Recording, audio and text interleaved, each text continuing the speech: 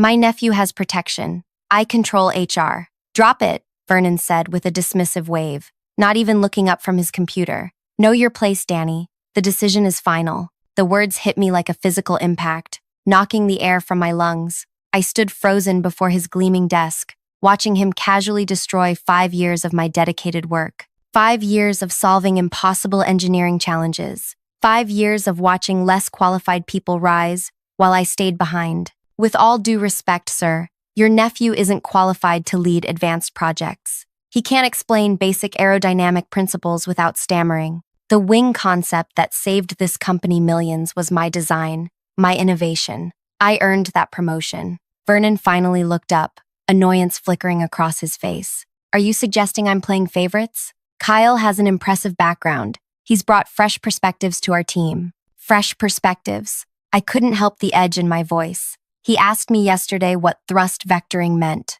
That's undergraduate material, sir. And those accomplishments on his resume? I checked with people at those companies. No one remembers him doing what he claims. Enough. Vernon's palm slammed against the desk. You're becoming a problem, Danny. A problem I don't need. My nephew has protection. I control HR. Drop it. The anger burning inside me remained contained, but just barely. I straightened my spine and looked directly into his eyes. You have no idea who you're dealing with. You have 10 minutes to fix this. Vernon's laugh was short and sharp. Are you threatening me? With what exactly? Nobody will believe you over me. This conversation is over. I left without another word, closing his door softly behind me. My heart hammered in my chest as I walked through the maze of cubicles, nodding mechanically at colleagues. Nobody knew what had just happened. Nobody knew what I was about to do. The weight of my phone felt heavy in my pocket. One call would change everything. Wait, before I tell you what happened next, if you're enjoying this story so far, please tap that like button and subscribe to hear more stories like this one. Your support means everything, and it helps me keep sharing these real-life dramas with you. Now, let's get back to what happened after I left Vernon's office. My name is Danielle Keegan, but everyone calls me Danny. I've always been the person who solves problems others can't crack. Growing up with 4 brothers taught me to fight for recognition, a skill that served me well in the male-dominated aerospace industry. For 5 years, I'd been the backbone of Aerodyne's innovation team. When the previous wing design failed crucial safety tests, threatening a multi-million-dollar government contract, I worked 80-hour weeks developing an alternative that ultimately saved the project. The industry publications praised the revolutionary design, though my name appeared nowhere in the press releases. I accepted staying in the shadows because I believed my work would eventually speak for itself. When Arthur, our advanced projects director, announced his retirement, I thought my moment had finally arrived. I had the experience, the technical knowledge, and the respect of the engineering team. Then Kyle appeared. Kyle was Vernon's nephew, 28 years old with artificially whitened teeth and designer suits that seemed at odds with an engineer's salary. His resume boasted impressive achievements at 3 different aerospace companies, yet he struggled with concepts I mastered in my second year of college. We're lucky to have Kyle join our team, Vernon had announced at the monthly meeting. He brings extraordinary talent and fresh insights to Aerodyne. I watched my colleagues exchange glances. We all knew what was happening, but nobody dared say it aloud. 3 weeks later came the announcement that confirmed our suspicions. Kyle would take over as Advanced Projects Director when Arthur retired next month. The injustice burned inside me, but I tried to follow proper channels. I scheduled a meeting with Human Resources to discuss my concerns about Kyle's qualifications. We appreciate your dedication, Danny, said Priya from HR, her expression sympathetic but firm. But we need you to be a team player here. Kyle has excellent credentials, and Vernon speaks very highly of him. Have you verified those credentials? I asked. Because I've made some calls, and that won't be necessary, Priya interrupted, suddenly looking uncomfortable. The hiring committee has reviewed everything thoroughly. Next, I approached my direct supervisor, Arthur himself, the man whose position was at stake. I know exactly what you're feeling, Danny, Arthur said quietly as we sat in the empty conference room. And between us, you deserve that promotion. But Vernon has the ear of the board. He's been here 20 years. Fighting him isn't worth ending your career over. So we just let someone unqualified lead critical safety projects? Our designs go into aircraft carrying hundreds of passengers, Arthur. Arthur's shoulders slumped. Sometimes we have to pick our battles. The system isn't fair, but it's the system we have. That conversation led me to Vernon's office, to my ultimatum, and now to the decision I never wanted to make. I walked to my car in the underground parking garage, the fluorescent lights buzzing overhead. Inside the privacy of my vehicle, I pulled out my phone and stared at it. The contact name glowed back at me. Eliza Wilson. Eliza and I had been roommates in college 15 years ago. We'd stayed close as our careers diverged, mine into aerospace engineering, hers into government oversight. She was now the Federal Aviation Administration's lead safety inspector scheduled to approve Aerodyne's new commercial aircraft line next week. I had never used our friendship professionally. I had built my career on merit and hard work, but Vernon had changed the rules of the game. My finger hovered over her name. Was I really going to do this? Once this call was made, there would be no going back. I thought about Kyle, who would be responsible for decisions that affected passenger safety without understanding basic principles. I thought about the design modifications he'd already approved without proper testing. Nothing catastrophic, but concerning enough that they needed expert review and a rubber stamp from someone who couldn't tell aluminum alloys apart.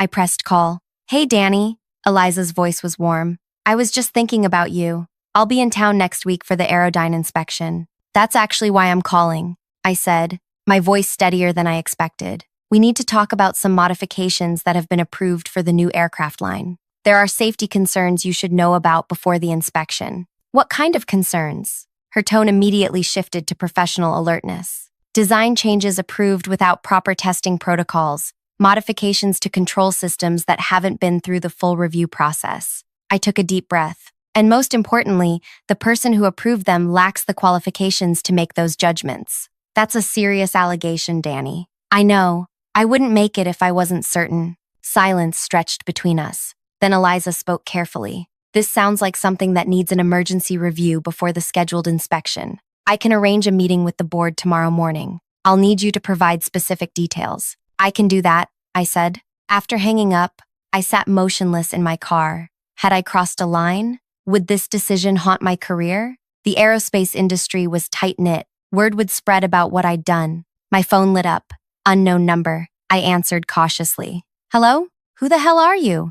The voice was female, tight with barely controlled panic. This is Miriam Ashford, Aerodyne board chair. The government inspector just called demanding an emergency meeting tomorrow morning. She mentioned potential safety concerns from an insider. My heart raced. Yes, Ms. Ashford. I'm Danielle Keegan from the innovation team. Do you understand what this could do to our certification timeline? To our stock value when this leaks? To our entire government contract? I understand exactly what it could do, I replied quietly. We're ready to accept all of your terms. Just stop what you started, she pleaded. Whatever you want. Just tell your friend to back off. I tried addressing my concerns through proper channels, I said. I was told to know my place. The line went silent for a moment. Then Miriam spoke again, her voice carefully controlled. What exactly do you want, Ms. Keegan? That question hung in the air between us. What did I want? Justice? Recognition? Or something more? Before I could answer, my phone signaled another incoming call. I asked Miriam to hold and switched calls. What have you done? Vernon hissed without preamble. His voice had lost all its previous confidence. The FAA inspector just called an emergency meeting. She mentioned concerns about Kyle's qualifications and modified designs. I believe I mentioned you had 10 minutes to fix the situation, I said calmly. You laughed. You can't do this. You'll never work in aerospace again. I'll make sure of it. That's where you're wrong, Vernon. The inspection is happening because there are legitimate safety concerns. Your nephew approved modifications without proper testing. That's not spite, that's fact. Tell me what you want, he said, his voice suddenly pleading. A promotion? Money? Name it. I want the qualified person to lead advanced projects. I want accountability, and I want assurance that safety isn't compromised for nepotism. Fine, you can have the director position. I'll move Kyle somewhere else. Just call off the inspector. It's too late for that, I said. The concerns have been officially logged. The inspection will happen. But how badly it goes for Aerodyne depends on what happens next. I switched back to Miriam. I'm sorry for the wait, Ms. Ashford. As I was about to explain, I want three things. First, I want to be named Executive Director of Safety and Innovation, reporting directly to the board, not to Vernon. Second, I want to build my own team of qualified engineers. Third, I want Vernon and Kyle transferred away from any position that influences critical design decisions. That's substantial, Miriam said carefully. The board would need to discuss this. Of course, you have until the emergency inspection tomorrow at 9 a.m. I should mention that I've documented all the improper design approvals and qualification discrepancies. If Aerodyne chooses to retaliate against me, that documentation will go directly to the FAA and the press. You've thought this through, Miriam said, sounding almost impressed. I'm an engineer. Thinking through problems is what I do. As I hung up, my hands finally began to shake. I'd just gambled my entire career on one bold move against a powerful executive. But sometimes, standing up for what's right requires risking everything. I had no idea if they would meet my demands or if I'd just committed professional suicide. All I knew was that I couldn't remain silent any longer. The next 8 hours would determine everything. 9 o'clock that evening found me sitting in my modest apartment, staring at the walls. The bold move I'd made earlier still didn't feel real. My cat, Penny, sensed my anxiety and curled against my leg, purring softly as if trying to reassure me. "What did I just do, Penny?" I whispered, scratching behind her ears. Either I just saved my career or completely destroyed it. My phone hadn't stopped buzzing since I left the office. 6 missed calls from Vernon, 4 from numbers I didn't recognize, 12 text messages asking what was happening. Word had spread through the company like wildfire. Something big was brewing. I'd turned off all notifications and spent the evening meticulously organizing my evidence. Every email about the wing design that saved the company millions. Screenshots of the modified specifications Kyle had approved without proper testing. Witness statements from 3 engineers who heard Kyle ask basic questions that any qualified aerospace engineer should know. At 9:42 p.m., my doorbell rang. My heart jumped to my throat. Nobody ever visited this late. I approached the door cautiously and checked the peephole. Arthur stood in the hallway, looking exhausted. My retiring boss, the current advanced projects director whose position was at the center of this storm. I opened the door. "Arthur, this is unexpected. May I come in?" he asked, his voice low. "There are some things you should know before tomorrow." I hesitated, then stepped aside. Arthur had always been fair to me, even if he hadn't fought for my promotion. He entered and declined my offer of tea, remaining standing. "The board has been in emergency session for the past 3 hours," he said without preamble. "Vernon is fighting for his life in there." "What do you mean?" Arthur's expression was grim. "This isn't the first time Vernon has placed unqualified relatives in key positions. 2 years ago, before you joined our team, his brother-in-law briefly headed procurement. He approved substandard materials that nearly caused a testing failure." I stared at him. "I never heard about this." "It was hushed up. The board gave Vernon a warning and made him remove his brother-in-law. They thought he'd learned his lesson." Arthur shook his head. "When you triggered the FAA inspection, Miriam started digging. She found a pattern." My mouth went dry. "What kind of pattern?" "Vernon has been building a network of friends and family throughout the company, people who owe him loyalty over qualified candidates. The board was blind to it until now." He paused. "I'm here because Vernon is trying to paint you as disgruntled and unstable. He's claiming you fabricated evidence because you couldn't handle being passed over." Anger flared in my chest. "That's ridiculous. I have documented proof. It's strong and—" Arthur held up his hand. "I know. That's why I'm here. I've decided to speak to the board tomorrow, to tell them what I know about your contributions and Kyle's lack of qualifications." I sat down heavily on my couch. "Why now, Arthur? Why didn't you speak up before?" "It's—" His face flushed with shame. "Because I was a coward. I'm retiring in 4 weeks with a generous package. I didn't want to rock the boat." He met my eyes. "But what you did today, having the courage to risk everything for what's right, it made me realize I can't leave this way. I can't let Vernon destroy someone else's career to advance his family." A lump formed in my throat. "Thank you." "Don't thank me yet. Vernon has powerful allies. Tomorrow won't be easy." After Arthur left, I couldn't sleep. I paced my apartment, rehearsing what I would say at the emergency inspection. Around midnight, my phone chimed with a text from Eliza. "Be prepared. They'll try to discredit you." At 6 a.m., exhausted but resolute, I dressed in my most professional outfit, charcoal pants, cream blouse, and the navy blazer I reserved for important presentations. As I applied minimal makeup, I studied my reflection. The woman staring back had dark circles under her eyes, but a determined set to her jaw. I arrived at Aerodyne headquarters at 7:30, wanting to be early and settled before the 9 a.m. meeting. The security guard gave me an odd look as I badged in. Clearly, he'd heard something was happening. The office was eerily quiet for a workday, with most cubicles empty. I headed to my workspace to gather additional materials and found Ryan from my team already there, looking concerned. "Danny," he said in a hushed voice, "everyone's talking. Is it true you reported safety issues to the FAA?" "I reported concerns through the proper channels," I said carefully. Ryan glanced around nervously. Vernon's assistant was clearing out his office earlier. My eyebrows shot up. "What?" "Yeah, putting things in boxes. And there's a rumor the board has been here since 5 a.m. He lowered his voice further. "And Kyle didn't badge in today." Before I could process this information, my phone rang. Miriam Ashford. "Ms. Keegan," she said when I answered. "Please come to the executive conference room immediately. The inspection isn't until 9, I said, checking my watch. It was only 7:45. "This is a pre-meeting. Just you, me, and 2 board members. Now please." My pulse quickened. "I'm on my way." Ryan gave me a thumbs up as I grabbed my materials and headed for the elevator. My mind raced with possibilities. Was this an ambush? Were they going to try to pressure me into withdrawing my complaints before Eliza arrived? The executive conference room occupied the corner of the top floor, with glass walls offering a panoramic view of the city.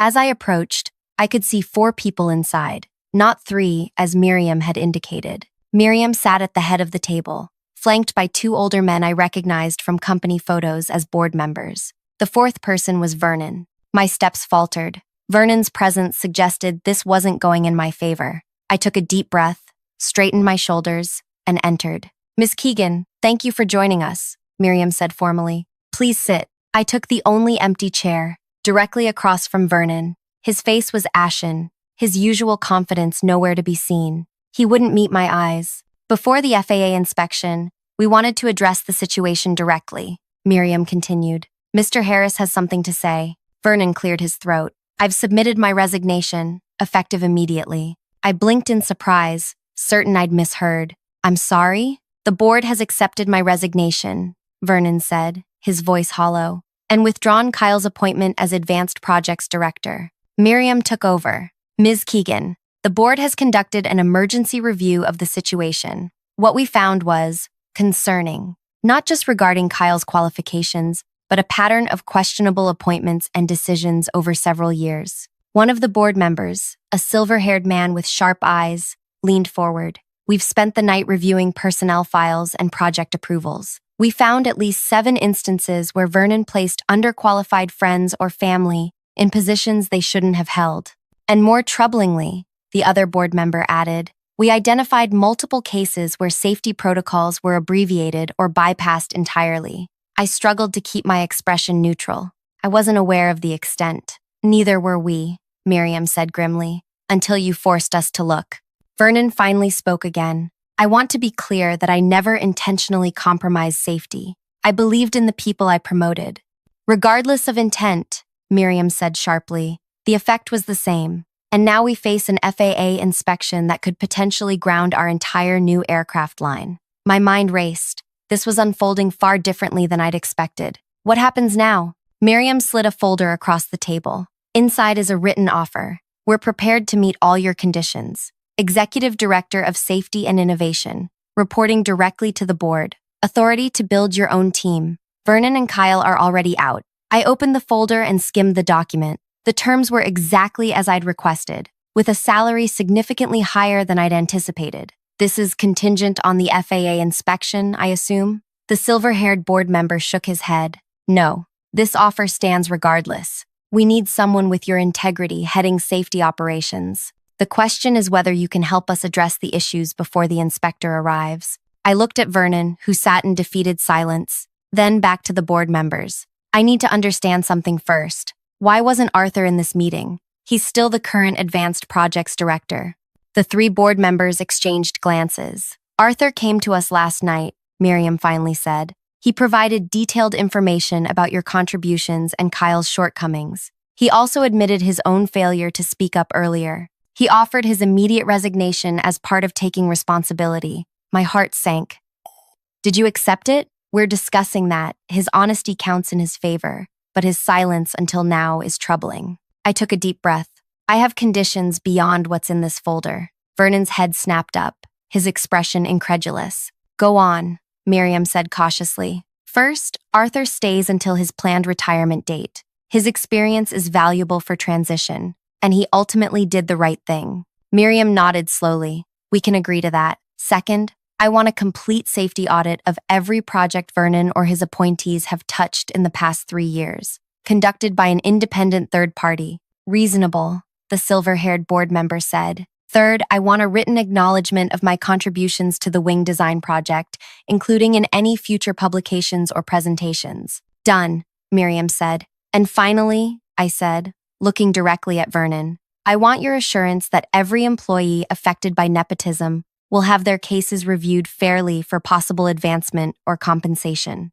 Vernon's jaw tightened, but he nodded stiffly. Then I'll help you prepare for the FAA inspection, I said. I believe we can address the most critical issues before 9 a.m. if we start immediately. Miriam stood. I'll have legal finalize the paperwork while we work. Thank you, Ms. Keegan. As we left the conference room to begin the urgent safety review, Vernon remained seated, staring out at the city skyline that was no longer his to command. The next 2 hours passed in a blur of activity. I assembled a small team of the most trustworthy engineers, and we systematically identified and documented every questionable design modification Kyle had approved. We prepared detailed explanations of how each would be properly tested and, if necessary, revised. At precisely 9 a.m., Eliza arrived with 2 additional FAA inspectors. Her eyebrows rose slightly when Miriam introduced me as the incoming Executive Director of Safety and Innovation, but she maintained her professional demeanor. We've identified several areas of concern, I said, leading them through our findings. We're not hiding anything. These modifications were approved improperly, and we're taking full responsibility for correcting them. The inspection was thorough and tense. At several points, I thought we might still lose certification despite our preparations. One particular control system modification had progressed further than I realized, potentially affecting handling characteristics. During a brief break, Eliza pulled me aside. You've been busy since yesterday. It's been eventful, I admitted. Are you sure about this? She asked quietly. Taking a leadership role in a company with these issues? I nodded. Someone needs to fix the culture here. It might as well be me. She studied my face. You always were stubborn. Just promise me one thing. If you find more problems, you'll report them properly, not hide them. You have my word. The inspection continued until late afternoon. When it concluded, Eliza didn't immediately announce her decision, instead conferring privately with her team. The waiting was excruciating. Finally, she returned to the conference room where the board, Arthur, and I sat anxiously. Aerodyne has serious procedural issues that must be addressed, she began, her expression stern. However, we acknowledge the company's transparency today and the concrete plans for remediation. Miriam leaned forward. And our certification? Conditional approval, Eliza said, subject to implementing all the corrections we've outlined and submitting to monthly progress reviews for the next 6 months. The relief in the room was palpable. Conditional approval was the best we could have hoped for under the circumstances. As the meeting concluded and people filed out, Arthur approached me. Congratulations, Executive Director. You've accomplished more in 24 hours than most people do in a career. I smiled tiredly. Thanks for speaking up, Arthur. It mattered. I should have done it sooner. He paused. There's something you should know. After the board meeting last night, I overheard Vernon on his phone. He was furious, talking to someone about making her pay once this blows over. My smile faded. You think he'll try to retaliate? Arthur nodded grimly. Vernon doesn't forgive people who cross him, and he still has connections in the industry. Watch your back. As Arthur walked away, I felt the weight of his warning. I'd won this battle decisively, but Vernon was still a powerful man with wounded pride. This might not be over yet. The thought should have frightened me, but instead, a strange calm settled over me. If Vernon wanted to continue this fight, he would learn that I was just getting started. Tomorrow would be my first official day as executive director. The real work of transformation was just beginning. And if Vernon thought today was bad, he had no idea what was coming next. 2 weeks into my new role as executive director of safety and innovation, I was already drowning in the enormity of the task before me. Vernon's influence ran deeper than anyone had realized. Every day brought new discoveries of questionable decisions, abbreviated testing protocols, and unqualified personnel in critical positions. "How bad is it?" Arthur asked during our daily morning meeting. He'd become an invaluable ally in navigating the company's complex structure. I pushed a stack of reports across my desk. Worse than we thought. The wing design for the military contract? The calculations were fudged to meet the deadline. It's sound enough to fly, but nowhere near the performance metrics we promised. Arthur winced. That contract is worth nearly $100 million. I know, and there's more. I pulled up an email on my screen. 3 of Vernon's appointees in quality control have been approving components that don't meet specifications. They've been marking them as acceptable variances. Have you told the board? I'm presenting a full report tomorrow. They're not going to be happy. Arthur leaned back in his chair, studying me with concern. You look exhausted, Danny. Are you sleeping? I wasn't. Every night brought new anxieties about the magnitude of what I'd undertaken. The responsibility for fixing years of corner cutting and nepotism now rested squarely on my shoulders. Plus, there was Vernon's threat to consider. I'm fine, I lied, just adapting to the new position. After Arthur left, I stared at the mountain of documents on my desk. This wasn't just about my promotion anymore. The safety of pilots, passengers, and military personnel relied on these aircraft performing as promised. Lives were literally at stake. My assistant, Zoe, knocked on my open door. Danny, there's someone here to see you. Says it's urgent. Who is it? A Mr. Tanner from Orion Aerospace. He doesn't have an appointment. I frowned. Orion was our biggest competitor. Show him in. Jordan Tanner was tall with salt and pepper hair and the confident bearing of someone accustomed to commanding rooms. He declined my offer of coffee and got straight to the point. I'll be direct, Miss Keegan. Word has spread about your situation here. I'm authorized to offer you a position at Orion as our head of engineering. Substantial salary increase, full team authority, and none of. He gestured vaguely around him. This mess to clean up.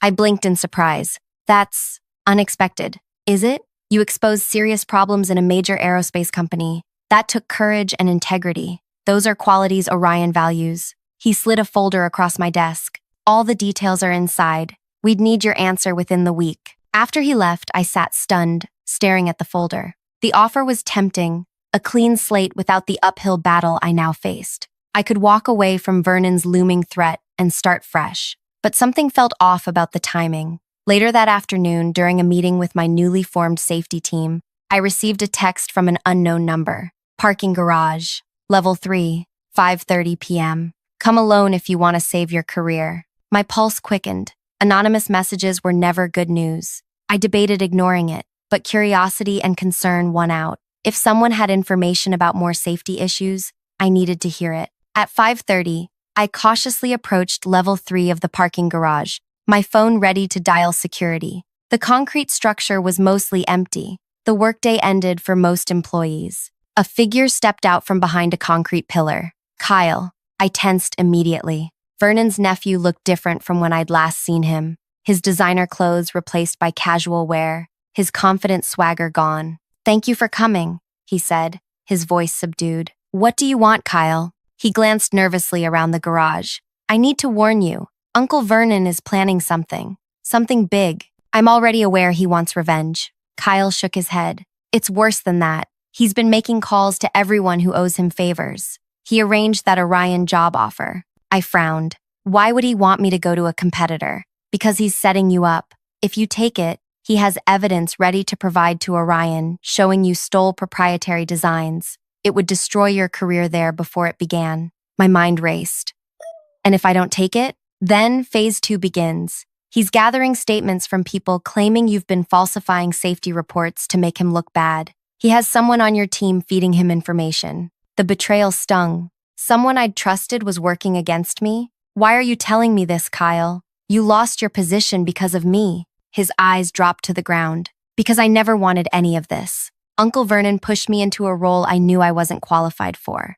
I tried to tell him, but he wouldn't listen. Said it was my birthright to lead at Aerodyne. He looked up, his expression earnest. I'm actually a decent marketing guy. That's what I studied. But aerospace engineering? I was drowning from day one. I studied his face for signs of deception, but saw only genuine distress. There's something else, Kyle continued.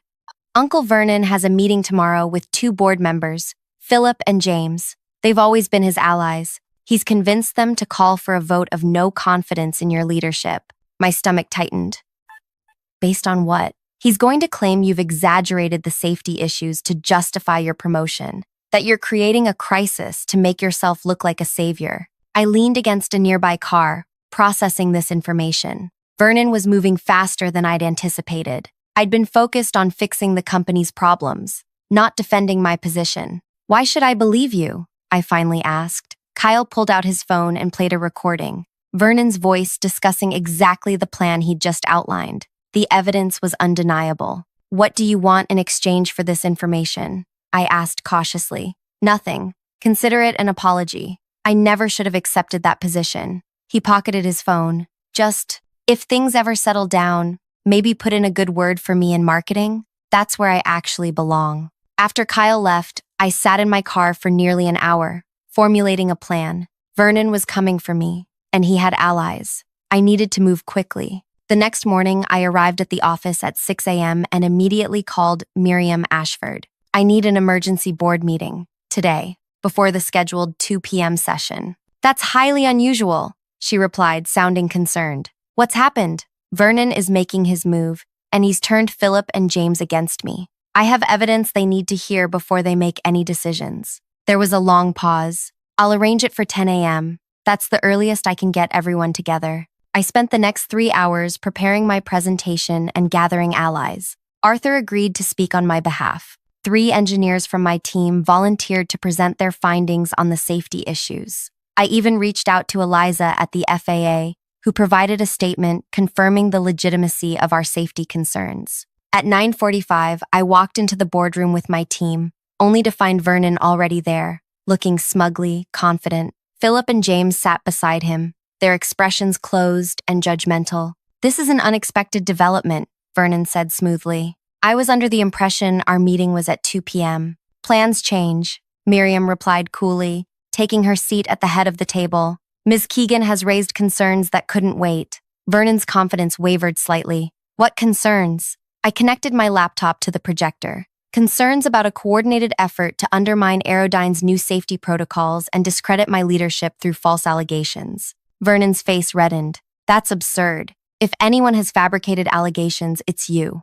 I thought you might say that. I clicked to the first slide, a transcript of Kyle's recording. This is a conversation between you and board members Philip and James from yesterday evening. You'll note the detailed discussion of how to force me out based on claims that I've exaggerated safety issues. Philip and James shifted uncomfortably in their seats. You can't verify that transcript, Vernon snapped. I don't need to. I played the actual recording, Vernon's voice filling the room with damning clarity. Vernon's face went from red to ashen. Where did you get that? Your nephew has a conscience, it seems. For the next hour, I methodically presented evidence of every accusation Vernon had planned to make against me, alongside proof of its falsehood. I showed the board the Orion job offer and explained how it was meant to trap me. When I finished, the boardroom was silent. Vernon stared at the table, defeated for the second time. If these allegations are true, Miriam said slowly, then this represents an attempt to compromise Aerodyne's safety culture and regulatory standing for personal revenge. They're true, I said confidently. And there's more. During our safety audit, we discovered that Vernon has been receiving payments from a component supplier that repeatedly failed to meet specifications but was approved anyway. This was news even to Vernon, whose head snapped up in shock. That's a lie. I never took bribes.